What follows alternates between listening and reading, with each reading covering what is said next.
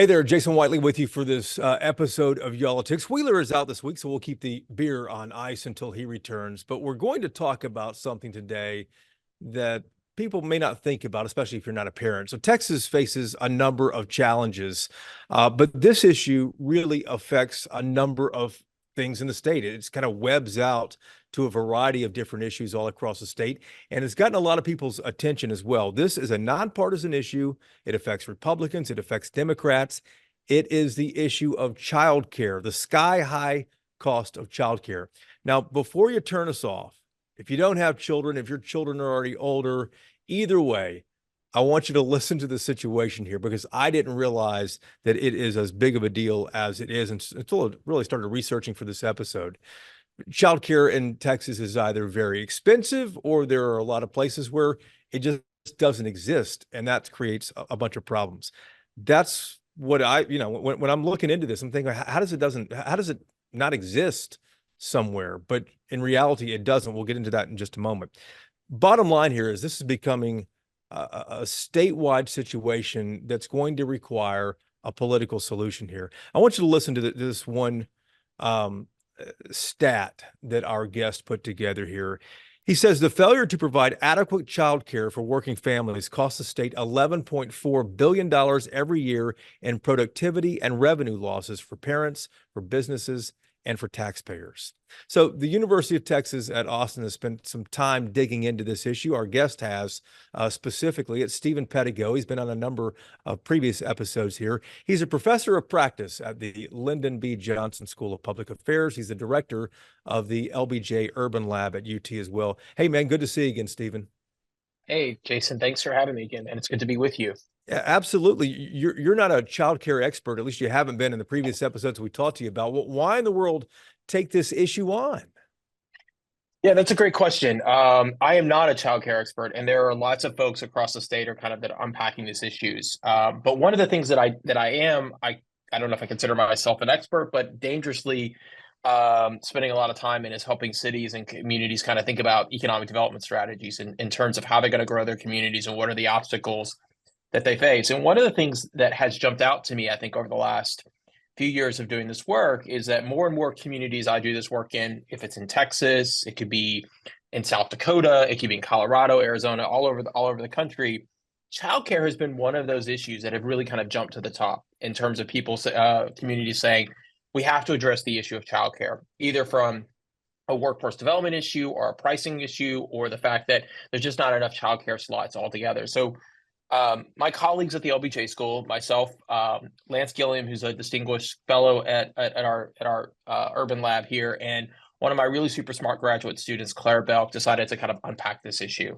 All right. And we did this, we kind of looked at this issue and really wanted to understand how this issue was being framed and what were the challenges that we faced in Texas, and then look at some of the best practices. And I'm sure that's what we're going to get into. But I think that for me, this really is just as cities across Texas are thinking about physical infrastructure, roads, transit, housing, this people infrastructure, particularly around childcare, this people piece of this in terms of the soft infrastructure that's needed to allow parents to either, get back into the workforce, participate in the workforce, or frankly, just not to erode some of their quality of place and quality of life efforts, particularly because it's so damn expensive. It's Right. become an issue that's kind of at the forefront for us. But Stephen, is it really an obstacle in Texas growth? Oh, for sure, man. I mean, I think, so absolutely. I think when you look at the challenges that we face, partly it is. So I think for me, let's step back for a second, because I think that's a Sure. great question. But I think what I want to do is frame this question, I think, in kind of several ways, because I think this is the piece of where we haven't maybe got the childcare discussion right on. And so typically, like when you follow what's going on in the childcare debate across our state, we're either framing it as a kind of an issue around, education access, kind of early childhood education. Yeah. It's been framed as maybe a workforce issue.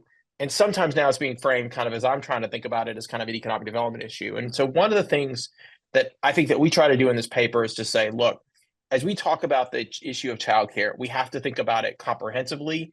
And all of the implications of that are going to have impact on our growth. So for instance, First and foremost, it is absolutely a workforce development issue for our businesses and companies. And that's why you see organizations like the Texas Restaurants Association and et cetera kind of jumping into this game. They realize that if they can't provide affordable childcare, or their workforce doesn't have access to affordable childcare, then they cannot keep people in the workforce, right? So it is absolutely kind of this idea of a workforce development issue.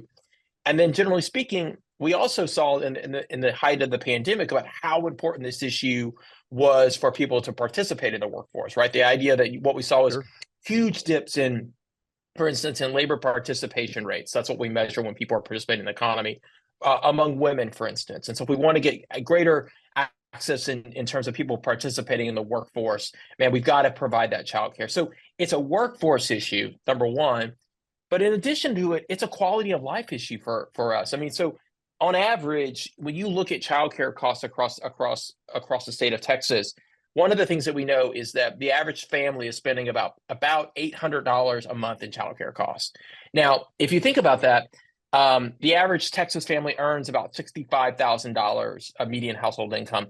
So that's about 14% of their income. So when we talk about the issues that you and I have talked about on this show before, which is affordability, kind of livability, the idea that Texas has been this kind of cost haven, or one of the things that we say is come here because we've got this lower cost of living. Man, childcare is really kind of eating into that equation a bit. And then thirdly, the other reason I would say it's an issue is that as we think about childcare, child development, the early years of childcare and the early years of early childhood education happens in those childcare facilities, which means we got to think about this as a continuum of education, right? As part of our touching of ensuring that we're kind of starting at the very early ages of ensuring that we're providing skills.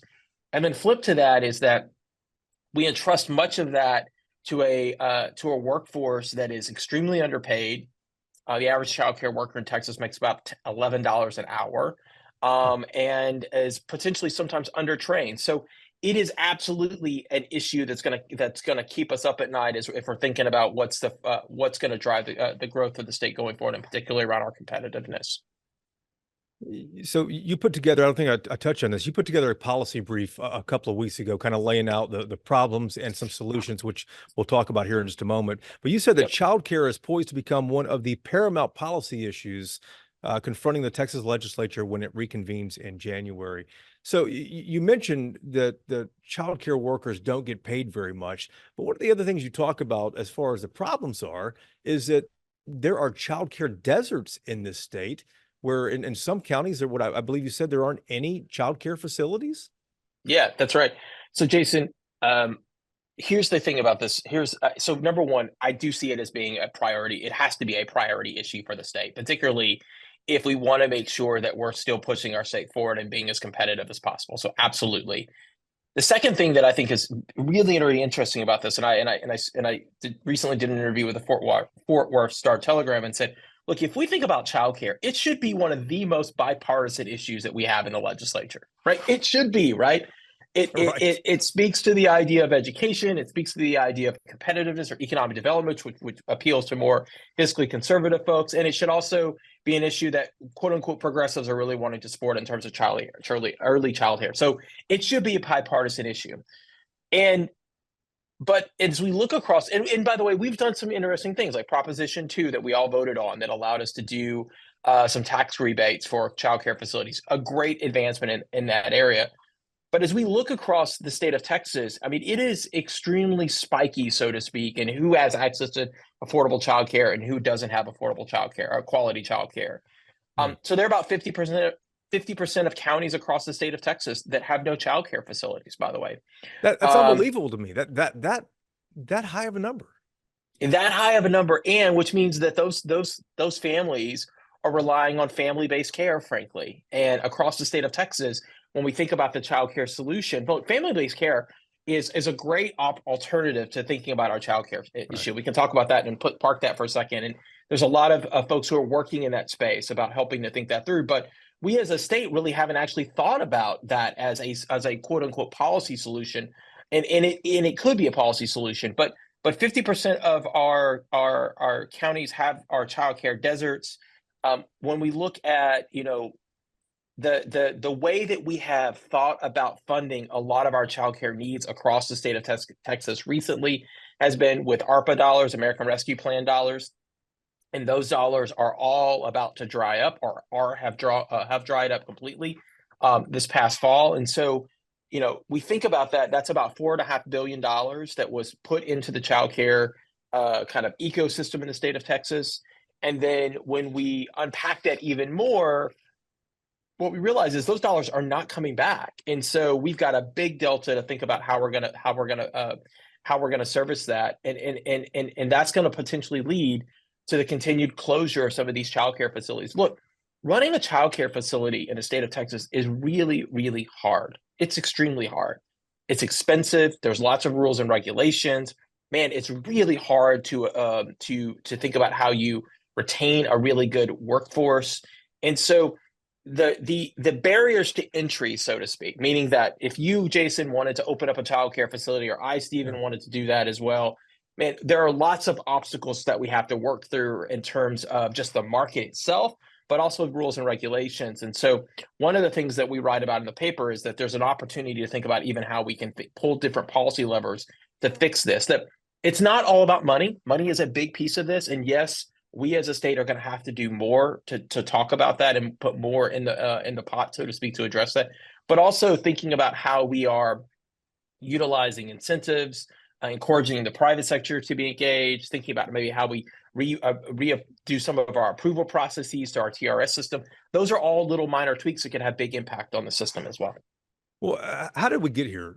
How did Texas arrive at this problem? It sounds like, I understand the economic side of this with childcare workers aren't getting, paid very much, but is the red tape part of the problem here? I think it's all of the above, Jason. I think it's the fact that, so first and foremost, I think one of the things to understand, and this is, it's red tape. It's the way that we think about childcare in the state of Texas, and it's also the fact that we, as a state, have outstripped population gains in any other state across the country. It's like we've talked about this when you and I've been together, and that is, man, we're growing really, really fast. And just as we see the pressures on our housing infrastructure and our roads and streets and airports and those types of things, we have the same type of pressure happening in our childcare system. And the difference between rural and urban, right? We see that play out. But one of the things I think is important for your listeners to understand is that the state of Texas treats childcare in a really interesting way. Our childcare, the folks that kind of oversee our childcare system, are part of our Texas Workforce Commission, right? So we take childcare and match it with workforce development. And in fact, that's one of the successes that we could point to in the state of Texas, where we're kind of looked at as a success, is that if someone's going through a skill training program, a lot of times we'll provide them with childcare funding, right? Childcare funds are subsidies to be able to participate in those childcare, and that is a terrific opportunity and a great case study and a great best practice. Now, what that doesn't allow us to do is potentially think about childcare as a kind of a human need or an education need, and maybe one could argue that it has prevented us from maybe making this type of substantial funding investments that other places and other states have done to do that. So that's one. Two, I think it is as I said before, it's a complicated system. There's lots of hoops to jump through. There are some opportunities to clean up how we do some policy regulations in that space. I'll give you an example. So if you and I owned a childcare facility and we were operating a childcare facility that was extremely high quality. So in Texas, the Texas Rising Star is our system, or TRS. You'll hear that a lot in the childcare space. Mm-hmm. And a TRS system, or TSRS4, is kind of the gold standard. It's what we aspire for all of our childcare facilities to do. And so if you and I were operating a TRS4 system and we were providing childcare to maybe say underserved Texas families, we're eligible for a subsidy that could be given back to us, right, to alleviate some of the costs. Now, let's imagine that we go back to those childcare deserts that we talked about earlier. 50% of counties across Texas are childcare deserts. So even more so when you start to dive into economically distressed areas. And let's say that we wanted to open up a childcare facility. We want to encourage an investment in an economically distressed area. And I come to you, Jason, and I say, Jason, you are an amazing childcare franchisees or owner, and we want you to think about another facility. Your TRS-4, and you say, "Yep, that sounds like a great idea." Do the market study. You decide to open up in a TRS-4. Decide to open up a new uh, system in an economically distressed area. Well, Hmm. to get your TRS-4 approval, which will allow you to have greater subsidies, you actually have to start at the very, very beginning of the line and very beginning of the approval processes, right? And so one of the Jeez. things that we have to think through is how do we fix that approval process? If we know you, Jason, are a certified great, childcare facility, how do we ensure that we understand that you're going to meet the same type of standards of care in another area that will allow you to create to access some of those subsidy dollars? And that's the challenge, because in economically distressed areas, we know, or economically, a lot of our childcare deserts, both rural and urban, we know that a lot of those families are going to depend on those subsidies, which means that the quality of childcare has to be high to be able to access those subsidies. And so there's some basic regulation types, kind of minutia type stuff like that, that can play a big important role about how we think about this system. Well, how easy is it to fix them? Because it sounds like if we cut red tape, if we make it easier for some of these places to open up in underserved areas, that might fix the problem. And it's supply and demand. The more places you have, the cheaper it is, right? I think it fixes the sum of the problem, right? I mean, I think that one of the things I would say is that the need, and you had mentioned to me before that a couple weeks ago you had Judge Andy Brown here in Travis County on your Right. program. And what I will tell you is that I think everyone will tell you that because we have grown so fast as a state, and because a lot of our metropolitan areas are growing extremely fast, we're on this kind of hamster wheel of a treadmill that we've talked about a lot together. The demand for new facilities or qualified slots is extremely high. And so I think it fixes some of the problem. It doesn't fix all of the problem, right? We have to do more to encourage more opportunity in the market. So I think it is about lowering the barriers to entry on the supply side, but also we've got to do some other issues. We've got to do some other things in the market to encourage or to help bring down the cost just to the average family as well, about the expense of what childcare is. And I guess what I'm trying to say is there's a couple ways to skin the cat, so to speak. And I think we got to think about it on both sides, both helping Right. the family itself kind of get more of better childcare that's affordable, but also thinking how we can build up the supply and the additional supply of childcare in the state as well. Let's pause for a moment here and go back to a stat that I mentioned earlier in the beginning of the podcast. The failure to provide adequate childcare is for working families is costing the state $11.4 billion. I think I know how and why. Does that essentially mean that if I don't have a place to send my child, that I'm not going to enter the workforce? I won't be in the labor market? Is that where that figure is derived from? It's that you're not going to be in the labor market, number one, right? So again, labor participation rates, that's one key piece of this. Right. It's the idea to the employer that maybe that you are, employing Steven every day. I'm coming to work every day, but on Tuesday, man, I can't get a I can't get a family member to watch my kid. And so I become a more unreliable worker. Maybe I miss Tuesday, and the next week I miss Wednesday and Thursday, and the next week I miss the entire week.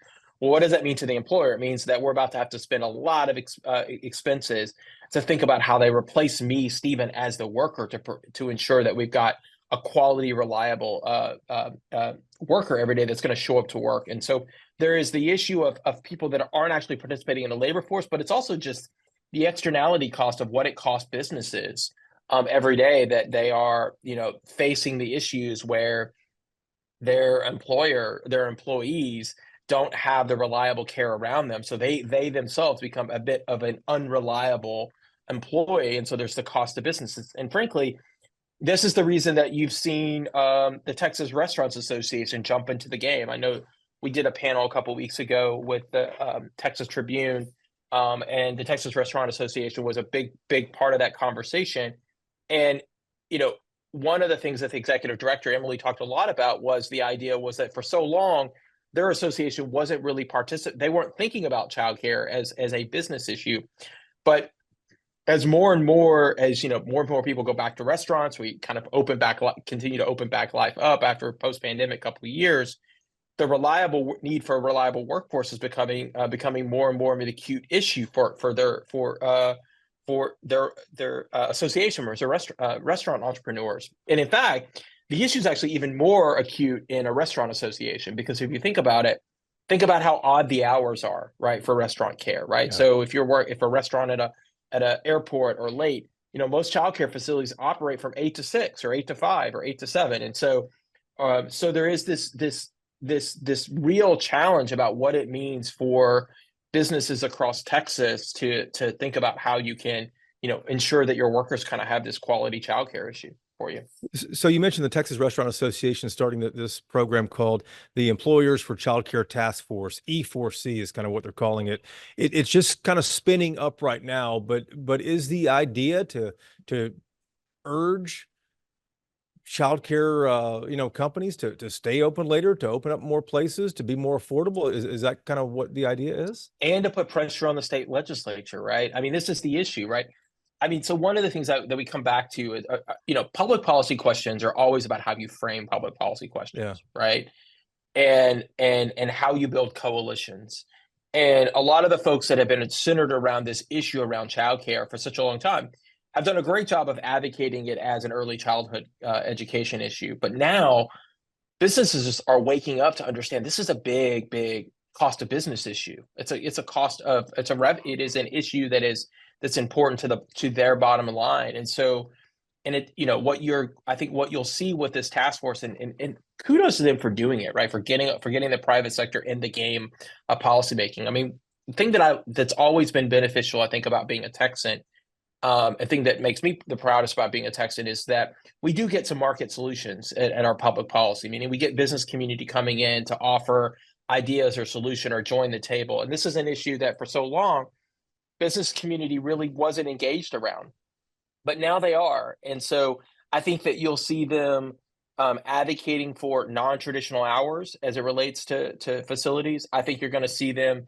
making a stronger argument that perhaps we should incentivize kind of family-based care. If your mother or father is going to provide care to your child, should we be able to think about how we get some type of incentive for that in terms of what that could look like?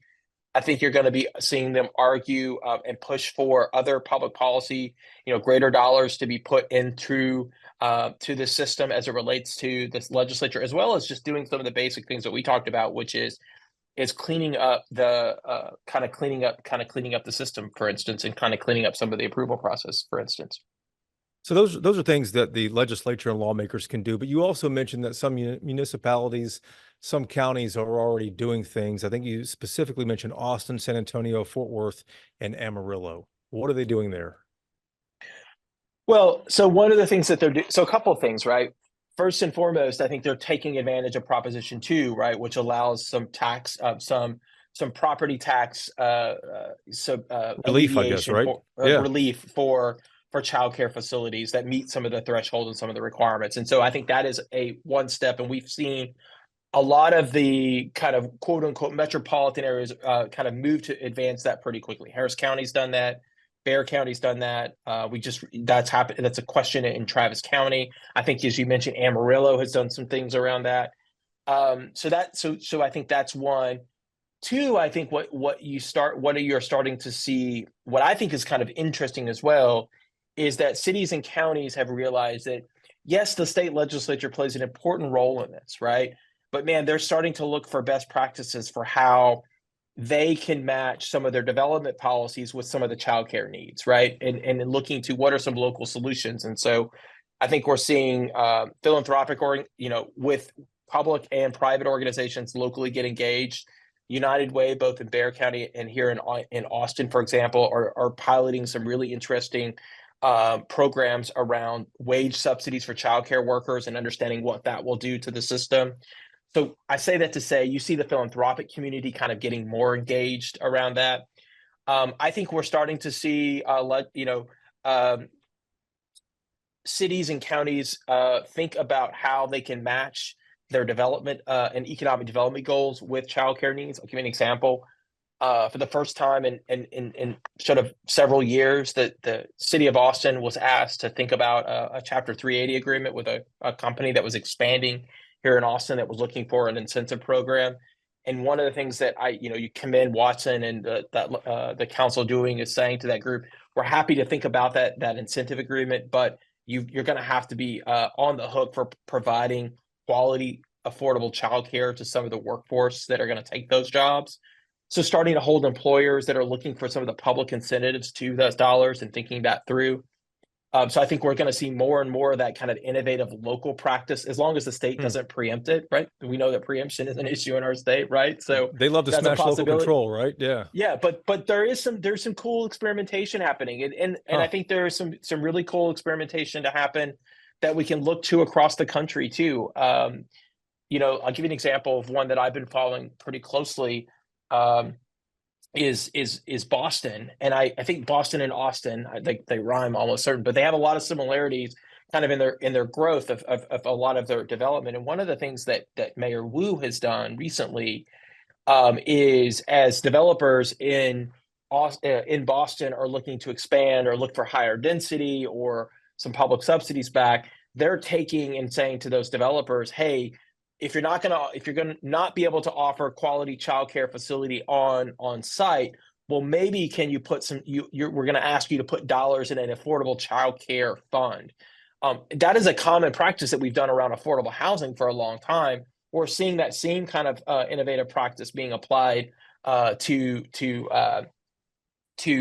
childcare. Now, Boston and Austin are different in the sense that one is an extremely blue state in the Commonwealth of Massachusetts, right, where you get some more sort of stronger opportunities for local governments to have a say in that world, where we operate in a bit of a different atmosphere politically here in the state of Texas. That is to say, though, an interesting kind of maybe model that we can look at about what are some ways that local governments and the private sector co-incentive. So I think all that is to say is to step back and to say, the cool thing about where we're seeing locally is that we are seeing some testing of some ideas, and we're starting to see our local officials really start to tackle this issue. And why is that so? Because just as you and I maybe, gripe and moan about our streets and about our garbage delivery and our police force and all that, the idea of quality, affordable childcare is now becoming one of those issues that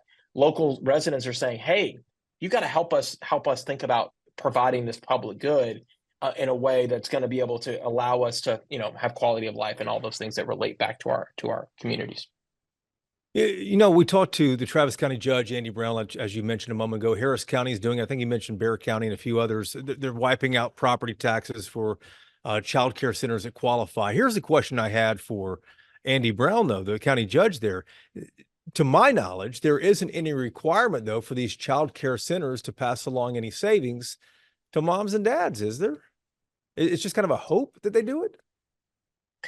Yeah, again, so what you're pointing to, I think, and it's great that you're pointing to some of the challenges that we see with this incentive, right? Is that there is nothing that says that, Stephen, if I'm able to take that lessening of my property tax, I'm able to pass on the cost to the local family. Yeah.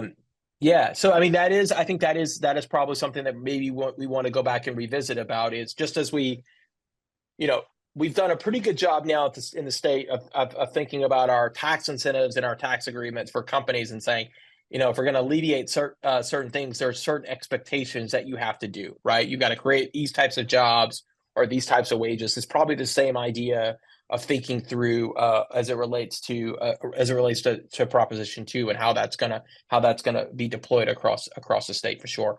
Again, but one of the things I would say is that at least we did something, right? At least we did something.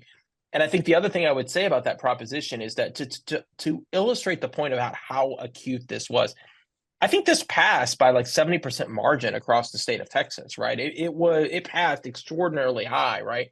So again, it signals this idea that, man, we've got to continue to do more on this issue. And the reason I come back to saying that this is going to be a big issue, a key issue in the legislature, is that we are $4.4 billion of money, spigot of money, is being turned off. It's gone, right? It's gone away. And That's the so federal money, the ARPA money that's we're the talking federal about, money. right? That's the federal ARPA dollars that Yeah. many counties and cities facilitated. And by the way, the state didn't facilitate, the counties and cities facilitated that money. Sure. And we facilitated that money in a lot of different things: childcare, homeless services, housing affordability, all that jazz. Right. But those dollars are going away. And so it all comes back to this question, I think, about like our state government and what we as Texans are going to think about, and how we kind of continue to kind of support this kind of urban growth model that's happening across the country, across the state. And that is to say, just as we're going to need new roads, we're going to need affordable housing. Man, this childcare issue has got to be front and center, because it will play a really significant issue as we go forward. And there's no silver bullet, right? And that's one of the things I think that's challenging about this policy issue, is that this is going to require us to think about how we maybe readjust reimbursement rates for subsidies. It's going to require us to fix our red tape system. It's going to be something that we haven't done really well is, man, how can we incentivize the private sector to get in the game? Kentucky's done some of this around with Governor Beshear, where they took a kind of a public-private partnership and incentivized employers that provide childcare. If they're going to offer childcare as a benefit, the state would do some reimbursements, right? Where the state would reimburse up to kind of 50, those that are under the 50% of the median income, state income. The state would do some matching funds.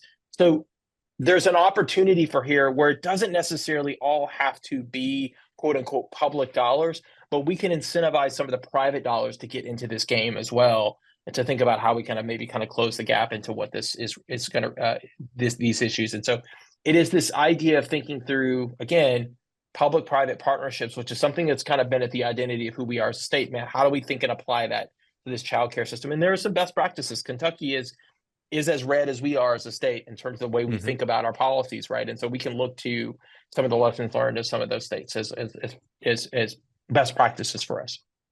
Well, considering how big of a deal it is and what's on the line here, if it doesn't change, are any Texas lawmakers interested in this? Because this is the interim. This is when they look for potential ideas for legislation. Do you think that you're going to have some takers on this? Yes. So, yeah, I mean, so the speaker actually has formed an interim committee on childcare to look at this issue, to offer.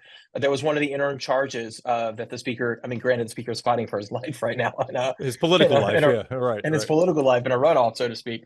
But this was one of the issues that was identified as an interim charge for the House.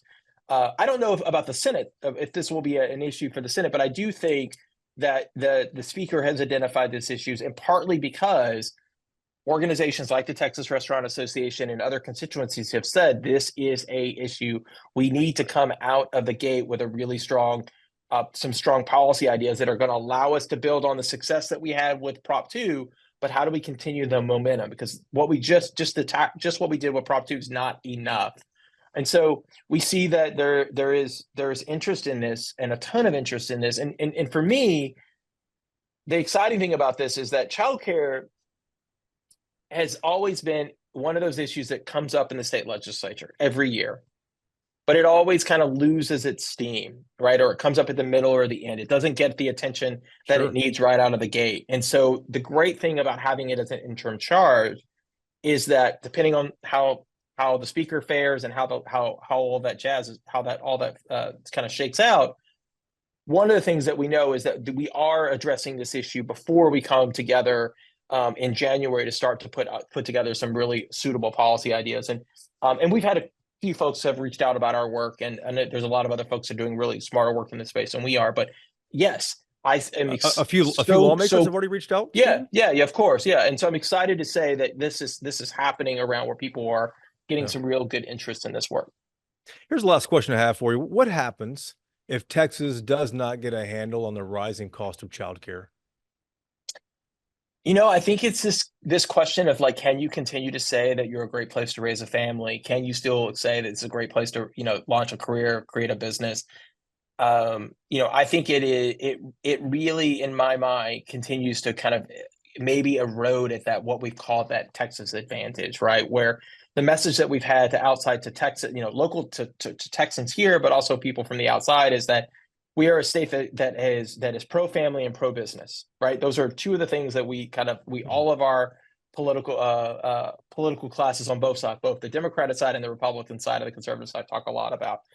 And I think this is an issue, is at the core intersection of that, right? Is at the core intersection of being pro-family and being sort of pro-business. And so, I think that potential competitiveness is a bit lost.